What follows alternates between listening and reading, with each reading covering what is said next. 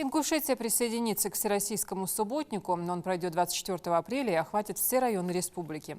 Экоакция должна привлечь представителей республиканских органов власти, муниципалитетов, образовательных учреждений и просто неравнодушных жителей региона. Субботник проводится в рамках федерального проекта формирования комфортной городской среды. Напомню, с 26 апреля по 30 мая жители выберут территории для благоустройства в 2022 году.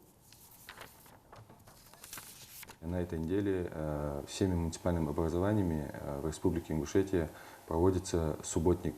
Субботник будет проводиться на тех общественных территориях, которые были благоустроены в предыдущих годах в рамках федерального проекта формирования комфортной городской среды. В рамках реализации федерального проекта формирования комфортной городской среды Минстроем Ингушетии разработана и запущена платформа для рейтингового онлайн-голосования по выбору общественных территорий для благоустройства в 2022 году.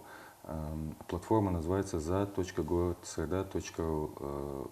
На этом сайте любой желающий старше 14 лет может зайти, зарегистрироваться и проголосовать за одну из общественных территорий, которую он считает более необходимой для благоустройства в 2022 году.